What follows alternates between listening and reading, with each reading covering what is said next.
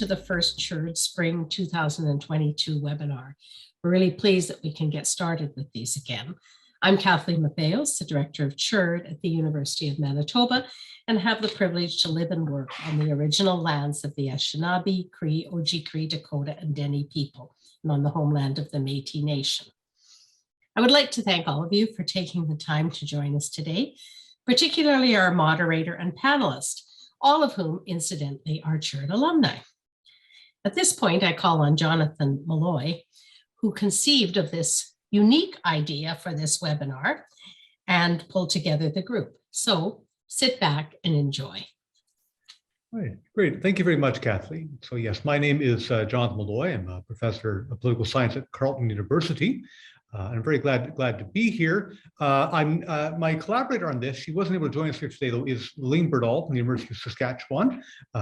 She and I have collaborated on this together, but unfortunately, she was not able to actually attend for this session. I do want to credit Lynn very much with collaborating on this. Before we go further, I do want to mention that Carleton University, where I'm speaking of right now, is the traditional and unceded territories of the Algonquin peoples. And so this is something that we try to always recognize at all Carleton University events to do so, and of our particular obligations as an educational institution for furthering reconciliation between Indigenous peoples and Canadian educational institutions. It's my pleasure to welcome you to this seminar on this webinar discussion on the chair and academic leadership. In a minute, I'll just briefly introduce our panelists here. But this is a session that we want to highlight as part of CHURD's ongoing programming on academic leadership, including the various workshops and courses that CHURD features. And we thought for something interesting to do, we wanted today to talk about the Netflix show, The Chair, which was on in fall 2021. It's now March 2022 as we're recording this. And so it certainly made a big splash when it came out in the fall. It had a lot of people in academia talking about, not just academic leaders, but I think all people of all academic positions, because of the many different issues it raised about academic leadership, about race, about gender, and many other aspects. So we thought it'd be interesting to have a webinar that opens up these discussions, brings up these issues, and particularly from a Canadian perspective, and a Canadian academic administrator perspective. So I'm very glad to welcome our three panelists here today, all of whom have indeed been on the CHURD Academic Heads course. So I'll just very briefly introduce them. Rosemary Kondelik is the Chair of Applied Disability Studies at Brock University. Gus Hill is a former Associate Dean in the Faculty of Social Work at Wilfrid Laurier University, and he now holds the Holman Research Chair at Laurier. And then finally, Daniel Tones, who was the Chair of Music at Kwantlen Polytechnic University. He's now Associate Dean in Arts at KPU. So I'm really glad to welcome all three of them here, who are both present and past academic leaders, to bring their perspectives to the chair in academic leadership. So to begin the session, what I'm going to do is I'm going to ask each of them in turn, starting with Rosemary, and then Daniel, and then Gus, to give some brief reflections about the chair, about watching the chair and thoughts that they had about it. So I'll give them each a couple of minutes to talk about that. And then we're going to facilitate discussion. I've got a bunch of questions. I know they have a lot to say about it. We want to highlight some different aspects there. And we'll also have a chance to take questions from the audience that are watching as well. So with that, I'm going to stop talking. I'm going to turn it over to our panelists. As I said, I'll call on Rosemary first, and then Daniel, and then Gus, to first share some general impressions about the chair and they can, of course, introduce themselves more fully as well. So with that, Rosemary, I'm going to turn it over to you now. Thank you, Jonathan, and thank you for asking us to be part of this. I would like to acknowledge that I'm at Brock University, so I'm on the traditional lands of the Haudenosaunee and Anishinaabe peoples around this area, and it's been a traditional shared hunting and gathering grounds of many nations up on the Niagara Escarpment. And personally, in addition to acknowledgements, I have a personal commitment to doing my part, both personally and financially, to promote reconciliation to the best of my ability, because I think acknowledging is only a small step towards action.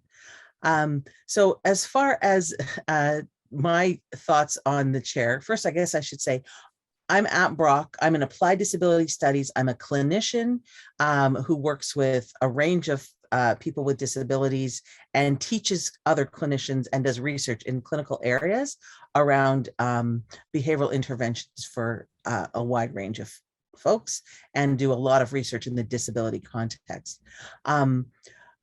I will be honest, when the chair first came out and all my friends were texting me saying, "Are you going to watch the chair?" I was like, absolutely not. Why would I want to see my day-to-day life fictionalized in that way? I presumed that like things that I see that are about my field of interest, I'll go on there and I'll be like constantly saying, that's not real. That's not what happens. So I put it to the side. And then you run out of things to binge watch. So I started watching it again in the fall.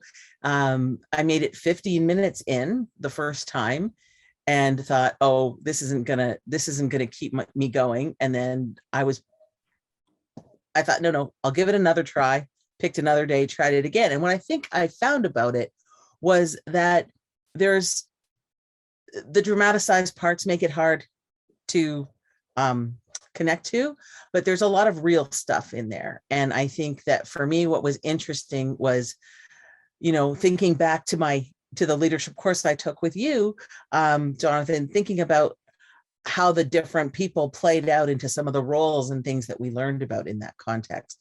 And I thought that was sort of a way to connect to it initially until I got into it. And then I watched all of them, of course, in a row. But I think my impressions are that many of the issues are actually quite pertinent to the current academic context here in Canada, albeit I'm at a much newer university and the buildings are far prettier on the show than what I get to see on a day-to-day basis of stuff that was built since the 60s. So I will let someone else talk now. Great, thank you. Danny, I think you're next.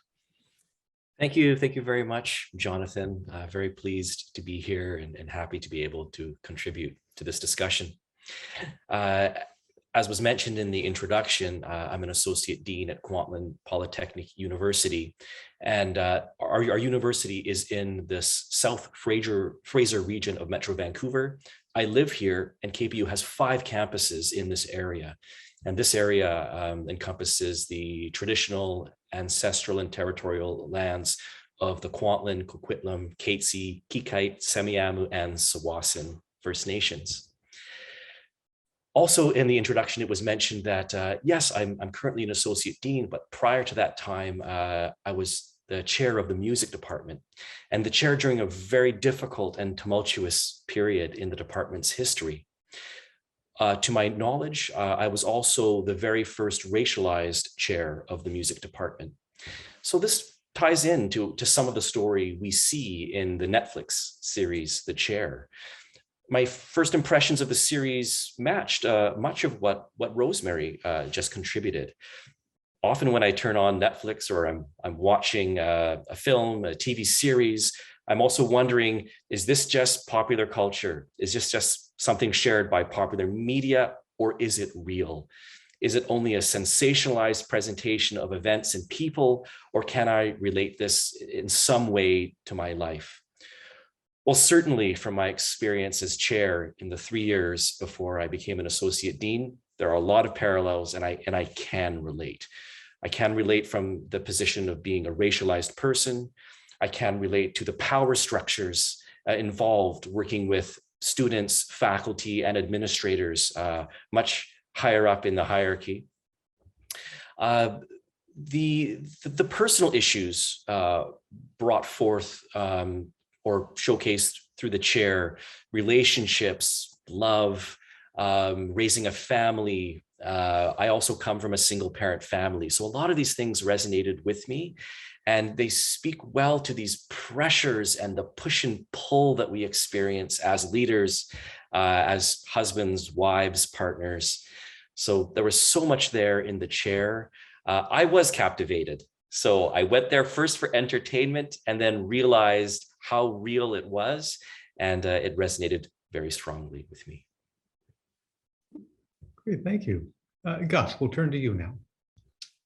All right, thank you, Jonathan. I will introduce myself as is my custom. Ani, Bojo, Wasegabo, Indigenous Cause, Obajwan, Nino, About, Indunjba, Anishinaabe, Cambridge, and Diane. I too acknowledge that I am on the stolen lands of the Haudenosaunee, Anishinaabe, and Neutral people.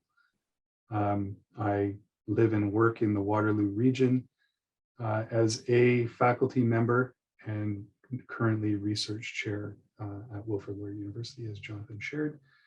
I want to acknowledge my co-panelists for what they bring. We've had a brief opportunity to get to know one another and chat. And I feel honored to be here with great people and grateful for the opportunity to come because I am a former associate dean, former chair. So I'm not current and relevant anymore. So miigwech to Jonathan and Lolene for the invitation.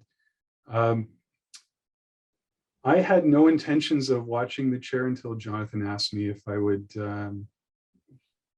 share my reflections on it. So I paused on replying to Jonathan immediately, which is what I would normally do, and thought, let me look at this thing first and see what we're talking about, and then I'll reply. So I did binge watch the first, I think, 4 episodes, and then replied, yeah, I have some thoughts about this. And I have some reflections, even in that short span between watching it and hopping on my pocket computer, my iPhone, and replying to Jonathan and Lolene. So I think there are some very real and relevant issues that are portrayed in the series. Frankly, I thought it was short and I thought it could have been spread out a bit more, but Netflix being what it is, and we don't know about production in pandemic times. At least I don't. I'm not a producer, so I don't know what that looks like on the back end of entertainment. But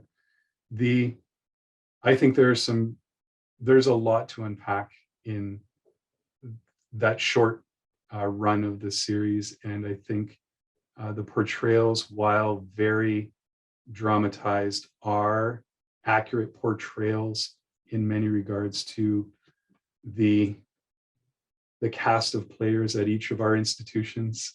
And for me, I felt some watching and reacting and then reflecting.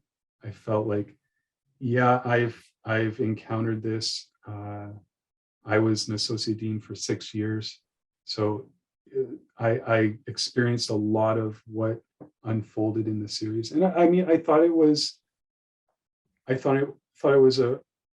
a fair and honest attempt at the portrayal of what a chair might go through.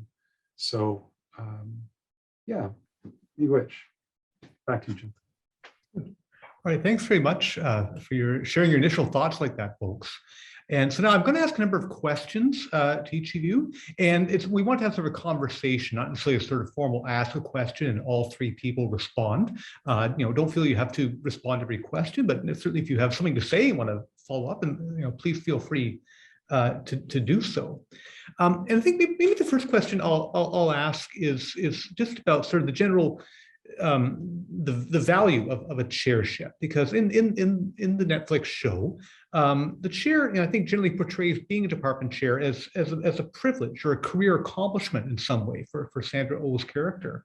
And I guess I'll ask each of you as current or former academic administrators, is being a department chair or an associate dean, is it a privilege? Is it a career accomplishment? Is it something that sort of people should strive for, and that is it an honor in the way that it seems to be portrayed in the show? Would you say it is? I'll ask Rosemary. Do you have particular thoughts about that? Well, I have to say yes and no to everything you just asked. So let me start by saying a little bit of context for me as chair. So I'm both female and racialized as a chair, and our department where I work only started in 2006, and I'm the second chair. just let that resonate for a moment. So we were very privileged to have a colleague who was much more senior than the rest of us when we started, and he was willing to take the reins and carry it. And I think he modeled it as a position of great integrity and responsibility. And because we were a small department with a lot of students, I helped him a lot in that process. So for me, it was more of a passing of the baton to say I was the next most senior person, and the department was happy. We don't have formal elections in our program. People who are interested in being chair put their name forward and there's a vote. That's it. And clearly they should be somebody who's at least tenured so that, they can they've gotten through that part of the process and that's not inhibiting them in any way. But aside from that, it's a willingness. And so for me, I do think that it's something to be, to say that it's not necessarily being the chair is the huge accomplishment, but knowing all the things you need to know to have your colleagues trust you to take that on, I think says something about relationships and an understanding. I know it's not the same way in all departments. I've had friends say that they draw straws and whoever finds the short one gets to be the chair for 3 years. That's not been my personal experience. I think there's really a range. The other thing that feels a little romanticized to me is that I'm a bit obsessed with buildings and wood and just that office, because, as the series ends, spoiler alert, as the series ends and she hands the office over to someone else, she's more concerned. People are more interested in having the office of the chair than the actual office of the chair being the role. So I don't know if that gives it a bit, but I do think there is an accomplishment in not just surviving it, but making it your own and doing things to further the mission and vision of your department. I can see. It's something where, ideally colleagues have given you some trust here. Sometimes Yes. they trusted you with something, and ideally you've accomplished something with it. You've been able to do something but not necessarily in a glorious way. Not many of us get those really nice offices that you see in the show. None of us do, I think. But there's an opportunity. Yeah. Anyone else want to weigh in on that? I've got many more questions, but anyone else have particular thoughts? Okay. Well, let me ask another question then about Ji-yoon, Sandra Oh's character. She's often portrayed in the show very much as being in a difficult in-between space, in a really in ambiguity, something we talk about a lot in the academic eds course, where she's caught between senior leadership, the dean and the university and donors and their expectations, and the faculty, her colleagues, and then also I'd say students as well, like that. And she's kind of in between, trying to balance it out, trying to sort of play the different things there. And so, to what extent did that resonate with you? And Gus, maybe I'll pose that question to you. Did you feel that sort of in between space as an academic administrator? Absolutely. I think that is largely one of the lessons I took away from being the chair. And I felt like, because in my institution, chair is synonymous with associate dean, is synonymous with program coordinator, is synonymous with academic director. So for the sake of our conversation, I'll just use the term chair. I felt like that should have been the subtitle to my formal title, is, the in-betweener, which is another, I don't think it's on Netflix, but it's another show. It was always, I found, managing and mediating and addressing the tensions between different interest groups. And in many ways, being in that in-between space, what I had to learn, it wasn't a stretch for me because it's my personality anyway, but I couldn't be a black or white thinker. I had to stand firmly in the gray area and see all perspectives and hear all perspectives and opinions, and then try to mediate from that space.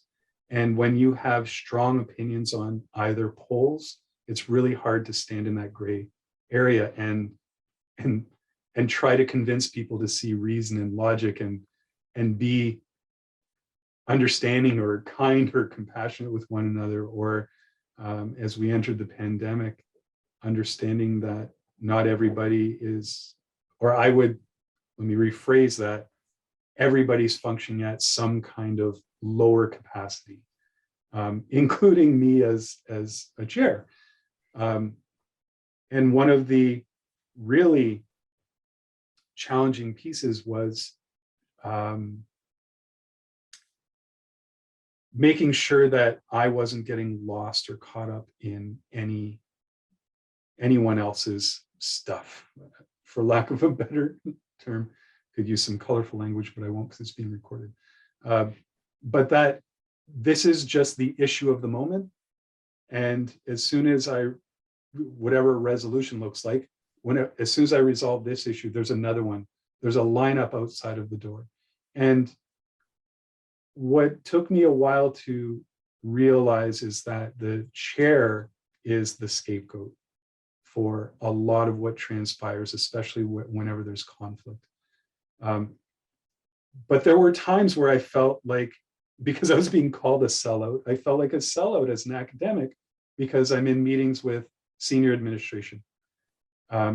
So to answer the previous question, I think there is some privilege that comes along with being privy to conversations that you would not otherwise be privy to as a faculty member or as a staff member or as a student.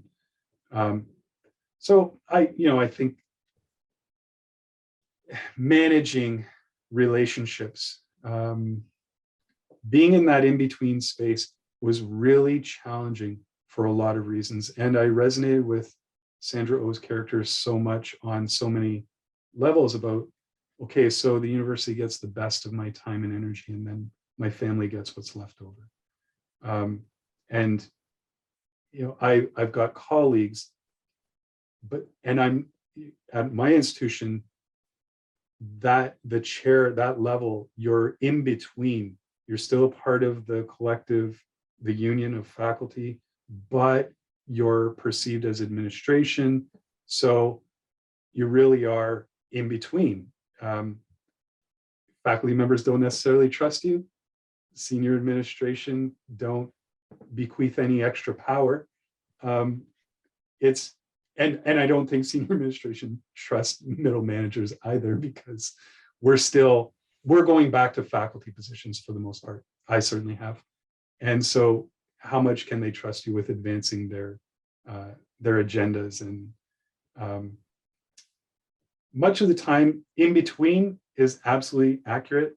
I felt like a cog in a whole system of gears and pulleys, and feeling pulled in different directions, being in that in-between space, and managing my own opinions and my own positionality with regard to issues. Just because I agree with one side on either ends of those poles doesn't mean I get to just jump in that camp and write off the other party or group. So it was setting aside a lot of my own individuality as well, and being in that gray space, that in-between space all the time, every day, sun up to sundown, no matter the season. So yeah, it really resonated with me, being pulled, and where do you put your energy? Thank you for that, Gus. Danny, I saw you were particularly nodding your head to some of Gus's points there. Did you want to speak about this at all yourself?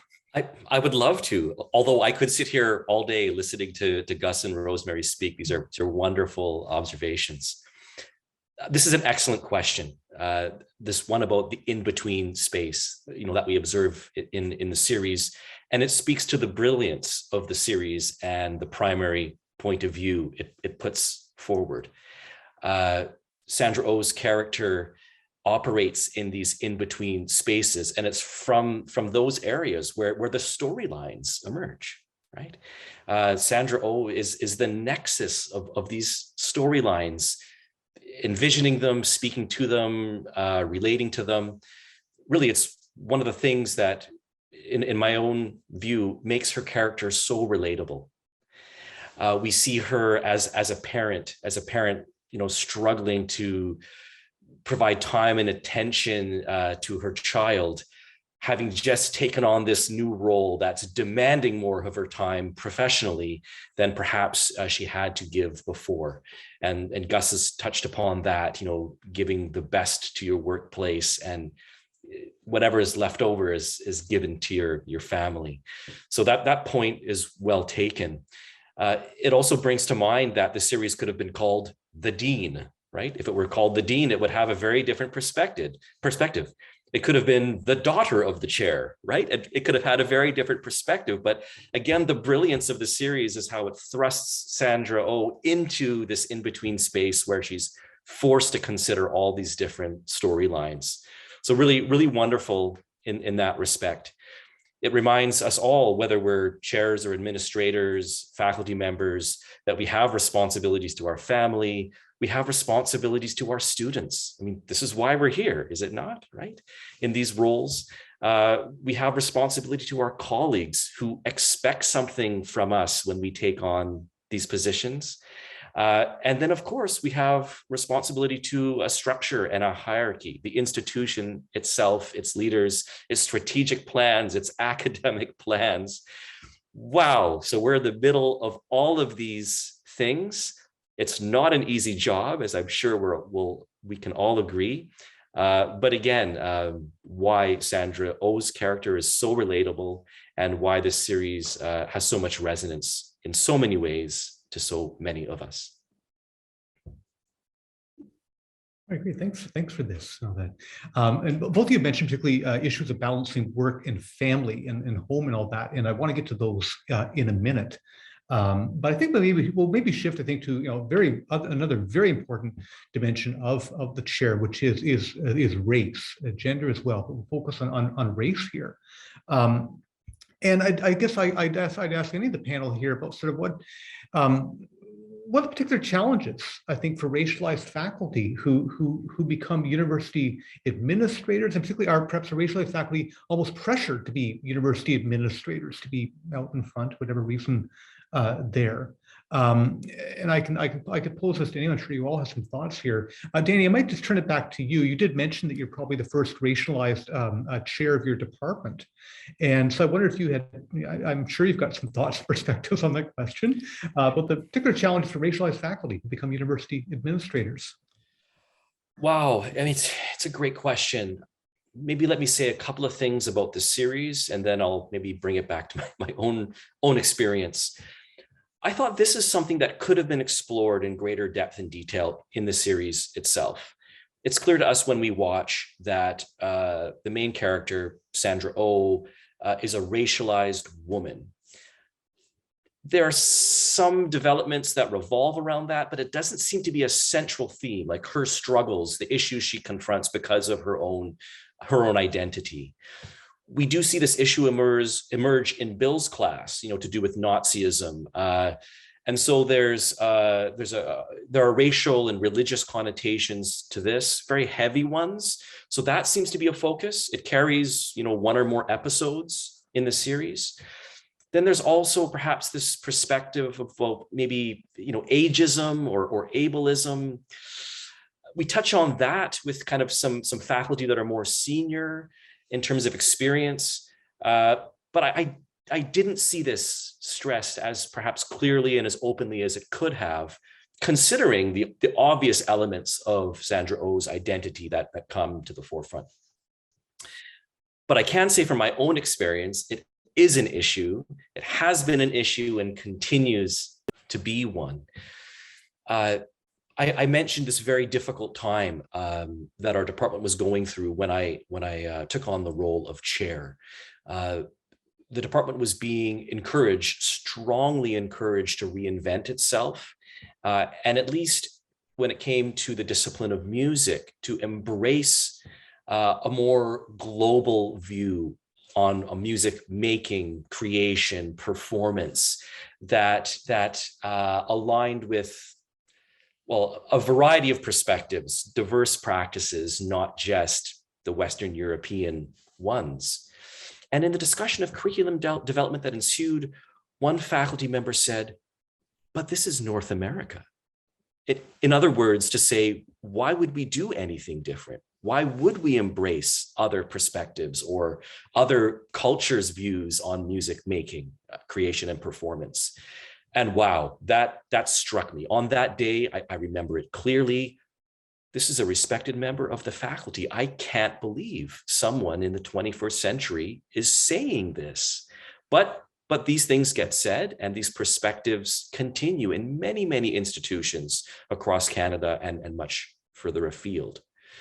Now, perhaps we didn't get quite such a polarized issue of that exact nature in the chair, but I would throw this back to the committee. I mean, certainly this is part of our experience as chairs, right? Encountering these viewpoints and having to lead groups of faculty, your friends and colleagues, through difficult decisions when presented with such polarized opposition to change.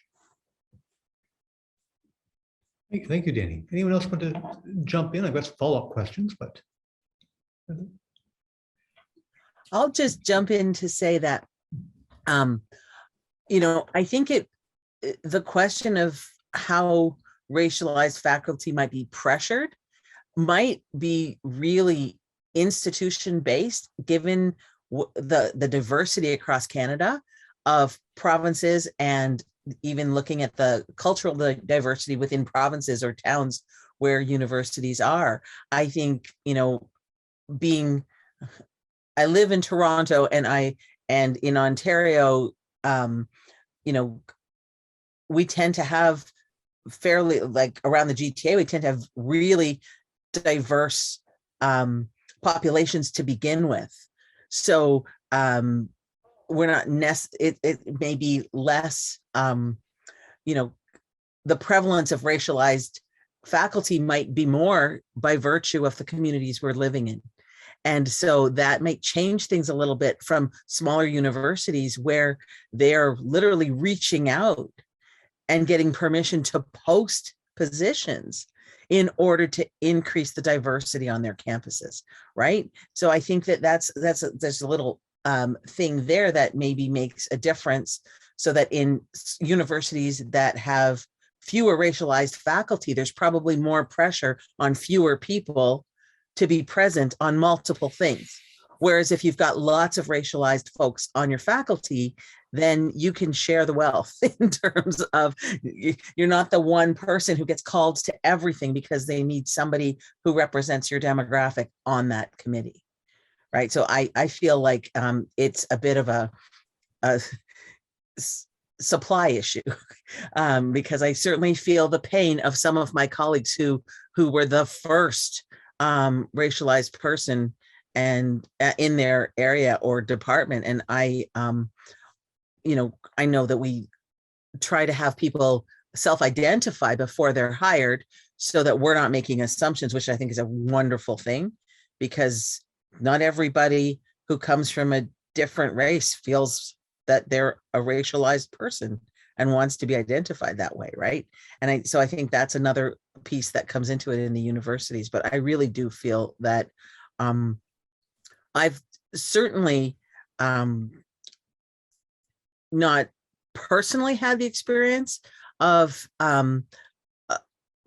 probably my ideas get me in more trouble than my race, in terms of my kind of Pollyanna approach to, of course we can collaborate and solve this.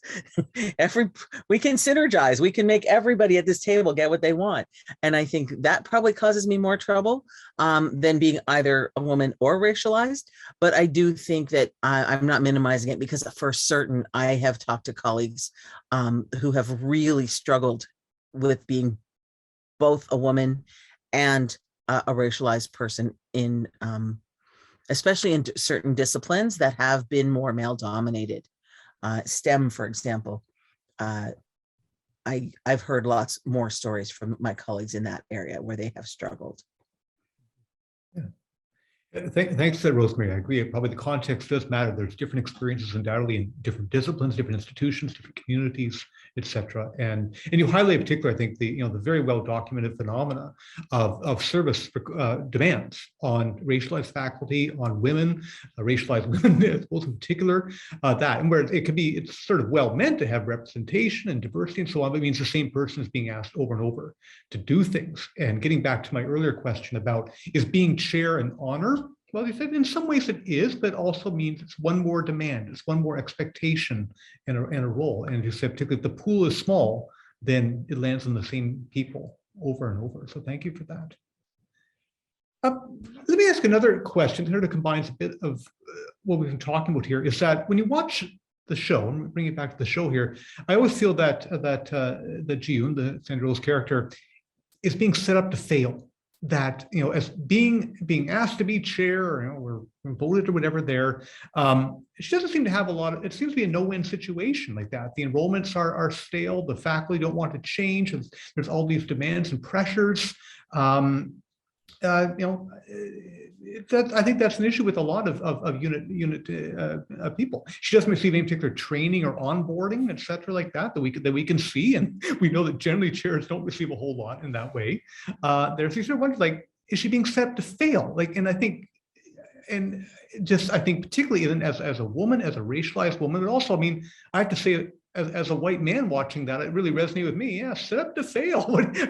How can you win in this position? There's so many demands and responsibilities here, and I think it's certainly even more double depending on one's background there. So I'll ask that question about set up to fail, and we'll focus on the show here. But do people feel like that June was being set up to fail in the show? Was that sort of the circumstance? And then possibly, is it something that resonated with you? I'll let anybody answer that if they want to. I'll happily say that I don't think the administration was aware of enough of the issues of racialization or how female faculty were outnumbered and maybe in a different position. And I think the Joan character really illustrates the history of that university and undervaluing women. And so I don't know that they were necessarily aware enough to set her up to fail. I just think she was set up to fail, but I don't think that that was necessarily an intentional thing.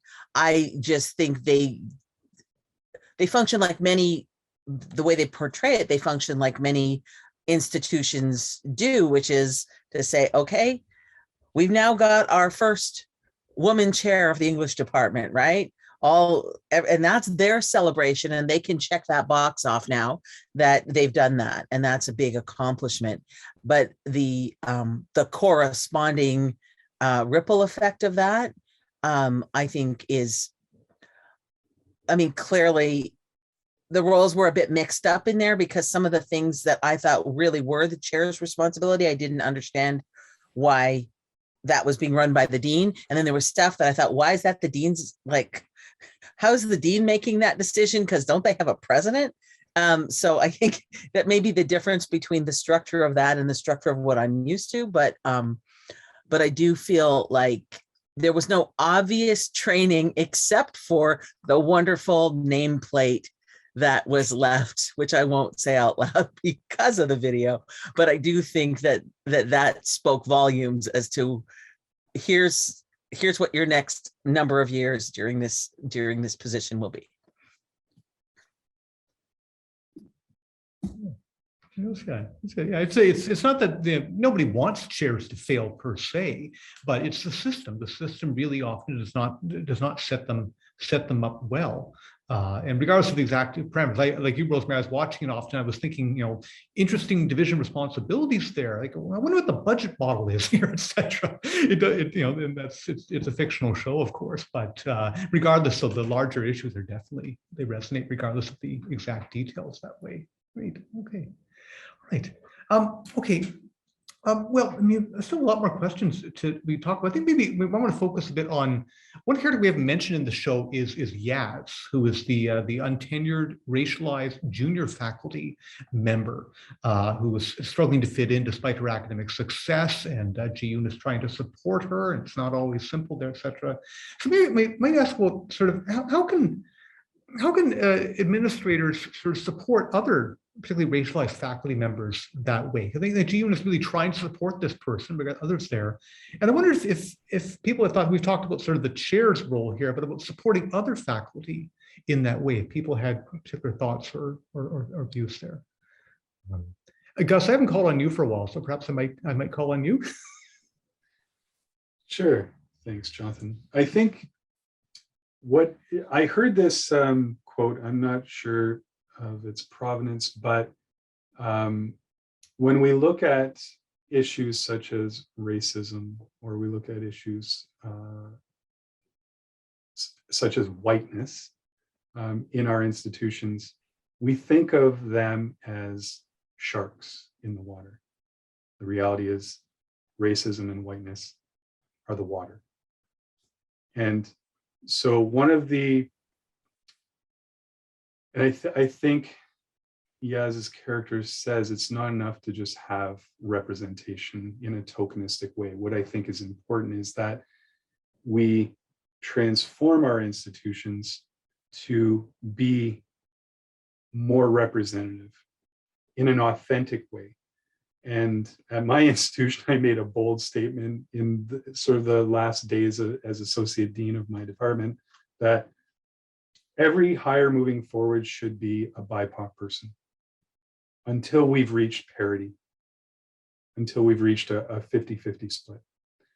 No one in that meeting liked that. And that was a meeting, it's called the Council of Chairs. So it's all department heads, and it's facilitated by the vice president academic. It is to inform the vice president academic.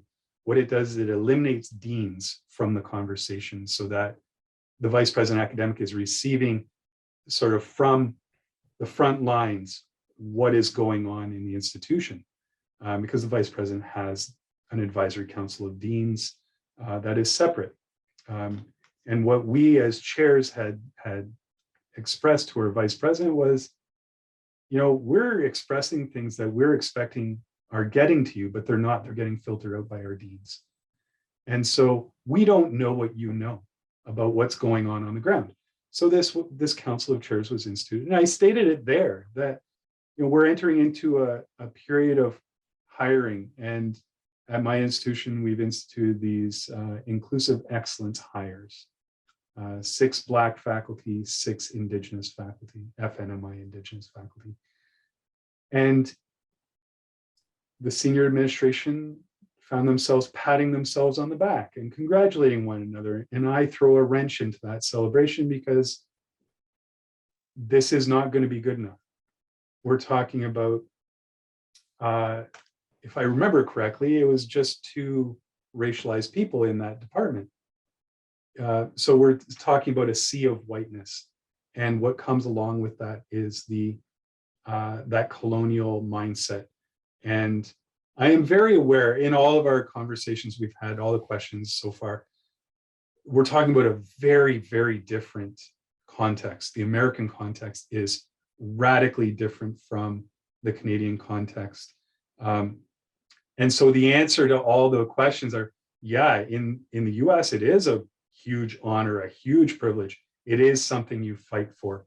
But we also saw that a tenured faculty member can be fired. And that's really hard to do in the Canadian context. It would take more than a Heil salute to get me fired at my institution. I would be reprimanded by the vice president and the president, but I wouldn't get fired. There would never even be a discussion about firing me. They would closely monitor my course evaluations and feedback from students over a period of time, but I wouldn't get fired. Certainly not in that context and the way it was taken out of context and whatnot. No, I'm not promoting it. I'm just saying that was a gross misunderstanding on a number of sides. That's not a polar thing either. But I think the challenge that we face is how do we wrap around vulnerable hires, whether, and that's across intersectionality. I don't want to just pick on race. You know, gender diverse, just diversity, period. When we look at how we hire, what is the onboarding process? What is the ongoing support process? It requires a level of mentoring that we're not necessarily accustomed to in post-secondary education institutions. We expect when we hire somebody, they're capable and they can just do it, and they can just survive and swim in the water that is racism and whiteness. The reality is that most junior faculty members are barely treading water. And so what I did, and I'll just get this out of the way, was in terms of mentoring, I spent a very intentional amount of time, about a year, mentoring my successor, and I wrote a manual that's been co-opted by the university as something that just was created without anyone's name on it. But it was very intentionally about, in answering the last question, Ji-yoon was set up to fail. But I think anyone in that position would probably have failed. And I think Joan will likely fail in that position too, to be fair. Ji-yoon's successor, right? Because that department is in a really difficult position and requires a very intentional shaking up, a destabilizing of the cultural norms of that department. And at my institution as well, arts is always in trouble. It's never on the chopping block, but it's always in trouble. Low enrollments, et cetera. What is the value of a BA anymore? Like, these questions come up, I trust, across institutions. But we have to value arts for the comprehensive kind of education that it provides and the opportunity to develop critical, analysis and be productive, whatever that means. Now I'm treading into neoliberalism, but, be productive members of society and be good humans. So I very intentionally did that. And I think that needs to be a part of not just succession planning, but a part of onboarding any person in a new role. Just because you've maybe been at the institution as a professor for 20 years doesn't mean you know anything about administration. So stepping into a chair role is a whole new world. And I think there are a lot of assumptions that go along with these roles, right from being a brand new faculty member right up to being a senior administrator. In talking to my president, she had no idea what it meant to be a president until she was being a president. So there's learning on the job, but there are also a lot of opportunities and activities that can be engaged to ease that transition and point out the pitfalls and show the easier path. So that's what I tried to do for this whole academic cycle that we're in now, because I ended my term last July and my successor started July 1st. So I think it requires a little bit extra, but I mean, it's considerably less than anything that was required of me when I was the chair. Those are some reflections. Great, thank you, Gus. You raised so many points there that I want to follow up on, but we have such limited time. And I'm going to move to something else that's important, again, about supporting faculty. And Rosemary, I'm going to direct this to you, but some of you raised in some of our earlier discussions about the character of Bill, the former department chair, who's going through a fair amount of personal trauma, death of a spouse, and is acting out in very inappropriate behavior, but it doesn't look like he's getting a lot of support from the university at all. He's kind of left on his own there. And I wonder if you could share some reflection about that, particularly about sort of how can universities be more supportive of whether it's sort of faculty in trauma or chairs and former chairs, something like that. I wondered if you could share some thoughts on that. Sure. I actually thought about it a lot more after I mentioned it in our little chat before, because part of it for me was the number of people in that context who knew that he was grieving, who regularly said that when he wasn't present for things, who knew that he was clearly in a bad place. But we didn't see any overt signs or offers or functional discussions about how to better support him. We saw eye rolling. We saw other things like, oh yeah, Bill again, but not anything that would be supportive. And it just kind of converged for me a little bit, because I think we've got, a safety line at the campus where I can call and say, I'm concerned about any student, and there's a team that's going to follow up with them. And they don't even necessarily need to, it's so set up that I can say who I am, or I could be anonymous and say, I'm worried about this student. Yet we have nothing similar for faculty, and people get quite reluctant to suggest additional care to their colleagues or to people who they feel are, that they have some, it's unusual for a chair to go to somebody and say, I think you probably need to seek some support. And usually it does hit more of a crux when something's really problematic. Then the SWAT team comes in and HR gets involved, and we try to see what other supports can be used to help the person. And see, I'm a chair, but I'm also a psychologist. So I pick up on these things and I think, oh my goodness, why are we watching this? And everybody's looking away, and they need to stop and painfully look towards what's happening there. And I know it was unrealistic, the things that he got fired for. I mean, anybody can accidentally put up the wrong video, anybody, and there was never any context for supporting him. And I do feel that as chair myself, I regularly remind our entire team about the EAP. During this pandemic, I bring it up all the time. We have an employee assistance program, and, use it. It's there for you. It's there for your family. I remind people, I'm not afraid to have those conversations with students and people, but that's probably likely my history. I think we need to institutionalize the idea that it's no different than I can tell somebody when I do a review with them, hey, you probably want to start publishing somewhere else because it looks like you're focusing on this low-hanging fruit over here. And if you want to get through the tenure process, you might want to diversify a bit. That's okay. But for me to say in a review, I'm a little worried about your mental health. I don't know how that would go over everywhere. And that would be that was the main reason that resonated for me. And I wondered if it had anything to do with the sea of male and white, that his needs were not identified as important needs because people were looking towards other things. Yeah, I think those are very important points. You said for any chair, like knowing what you can do, what is appropriate for you to do, and what you can do. And you're right, with the show, it's very much this sort of, it's the white man sort of, well, he's not, well, sink or swim sort of thing there. And I think there's very other important perspectives to bring in. So thank you for that. I mentioned earlier that we're certainly happy to take audience questions and comments. If we haven't received any questions or in the chat, please feel free to pose them in the room. And we don't have a lot of time left, and perhaps this is symbolic because I did mention earlier, I did want to talk about work and family balance. And maybe it's symbolic that we just have a few minutes left to discuss that.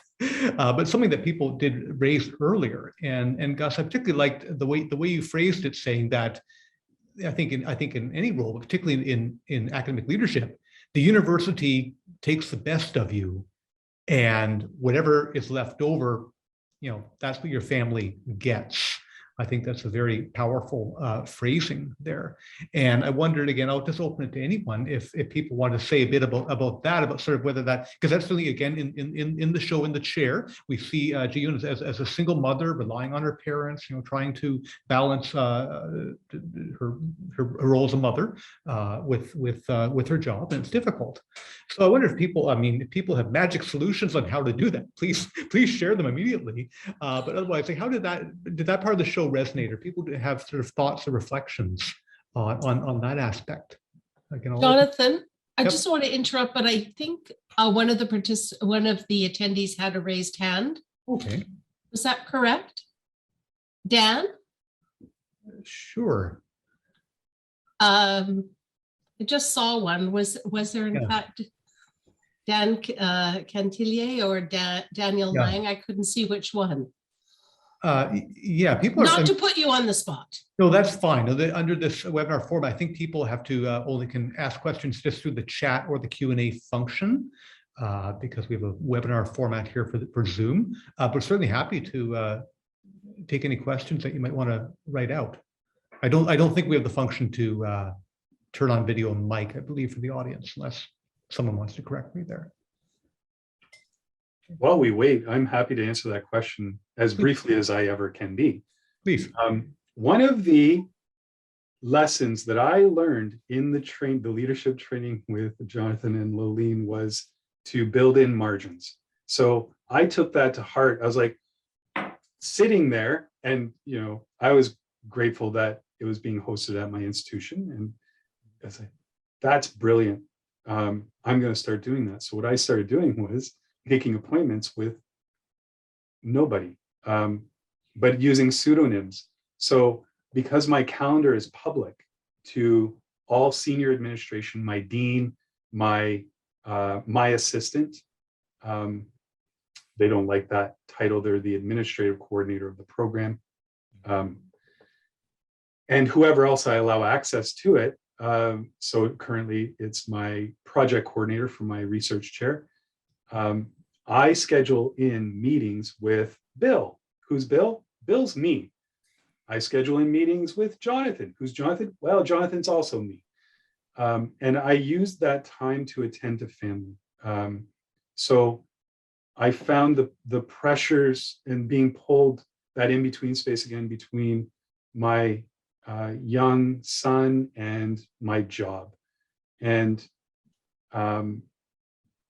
what I recognize is, and this gets a little bit existential, what I recognize is at Laurier, in my professional role, I am completely replaceable.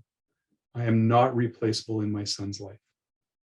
So I started building in meetings in the beginning and end of the school day so that I was able to walk my son to school, spend that time with him. I mean, he didn't care, but I did, and his mother did, and then pick him up from school as well and spend some time with him then, knowing full well that the rest of my evening is going to be pulled into work. And that was, the boundaries were really hard to manage because of the expectations, especially when we transitioned into remote synchronous pandemic administration. So carving out that time was really, really important. And I'm not sure if it was Jonathan or Lolene, but we'll conflate them and say, what I learned in the leadership training was not to give away the best parts of my day. So for me, I had to take audit of, okay, when am I most productive? And that should be scholarship time. And I don't mean adjudicating scholarships or reviewing for SHRC or CIHR or OGS in Ontario. It means my scholarly output. And really putting a premium on that time. Then when do I start to get sleepy? That's when I schedule meetings, because they're not about me. I can listen to somebody drone on about their issues or their problems with a faculty member or a student or an administrator or whatever, a decision that was made that they didn't agree with. And I don't need to be at 100%. I don't need to be the sharpest I'm going to be at the day. So I took those pieces of advice to heart, and because they were about me, and they weren't about what some of the other questions, what do you envision for your department? What do you envision for, the university? What do you envision? Blah, blah, blah.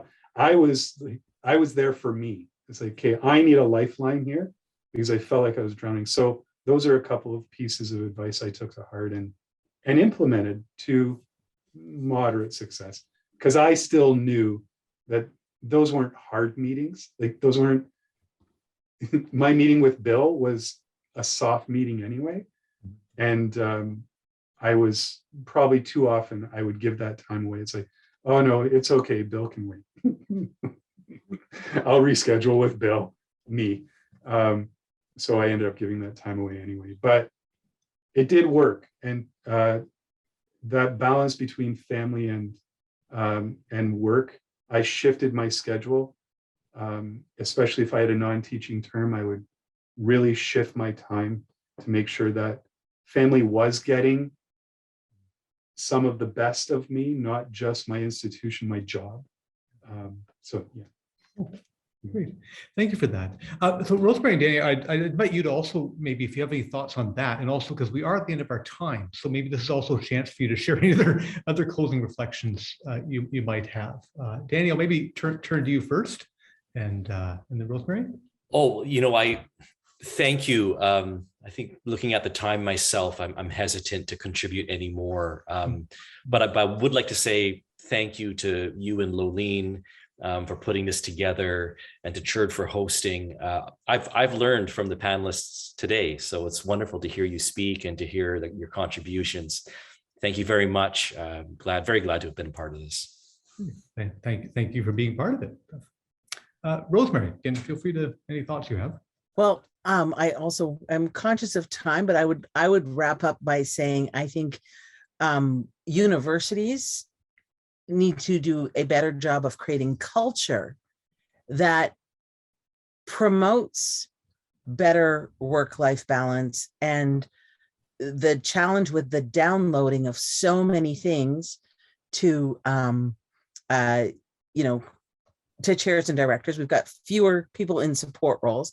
I think that it doesn't promote good work-life balance. Getting, text messages on your personal cell from your dean saying, I'm sorry, but I know it's 8 p.m., but we really need to touch base because there's this urgent thing. And of course we want to respond to urgent and important things, but we would be doing a lot better if we could schedule important things and get them done before they become urgent, because it really takes a toll on your personal time when you're getting this constant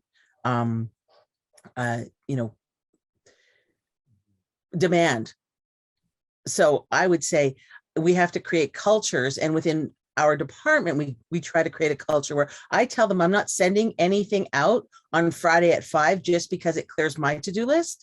I will schedule it to go out on Monday morning, because I don't want to push people to feel I sent it out end of the day Friday. Now they have something undone. So I think if you create cultures that way, you can help people to do balance. And I've put an out of office following one of my colleagues' wonderful advice. When I put my out of office on, I don't say I'm going to check intermittently. I say I'm going to enjoy a little break from screens and time away, even if it's on a weekend. So this is my family time. I hope you're enjoying yours. I'll respond on Monday, because we have to teach each other. Yeah, it's a good strategy. Yeah. And okay, so we are at the time. I do want to mention we did have a couple of questions or comments in the chat. I'm just going to briefly, we won't have time, I think, to discuss and stuff. One is about whether observation was the young professor who was recruited away concerned about race or the lack of interest in her research in the department.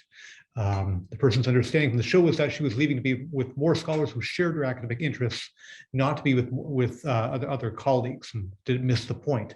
And I can't remember. I have to say one thing for sure after this discussion is I'm going to go back and watch the show again because I want to sort of explore some of these thoughts and watch for things that I maybe have missed the first time.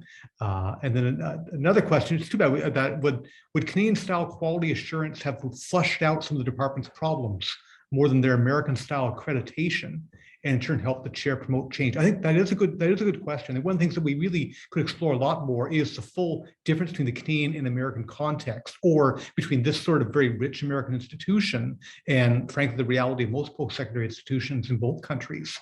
There's so much more to discuss. So thank you for the question. I'm sorry we didn't have a chance to respond to them. But I will just close by, but first of all, of course, thanking everyone who has attended this or is watching this later in the recording. Thanks very much for being part of it. I think it was a very, very rich discussion.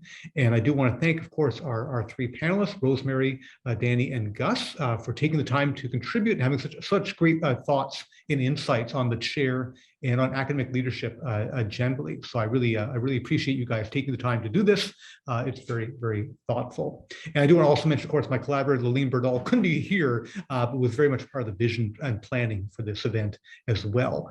And then finally, I do want to thank the University of Manitoba and the Center for Higher Education Research and Development, CHURD, Kathleen Matthews in particular, who has been the organizer of all this, the sponsor of all this, and of course, runs academic leadership programs on this and others. And the people here are alumni of one of those programs. So with that, I think I'm going to close. Kathleen, did you have any further remarks to say as well? Oh. Thank you all, and thank you for your understanding. First time we've used this software, but we've got it now.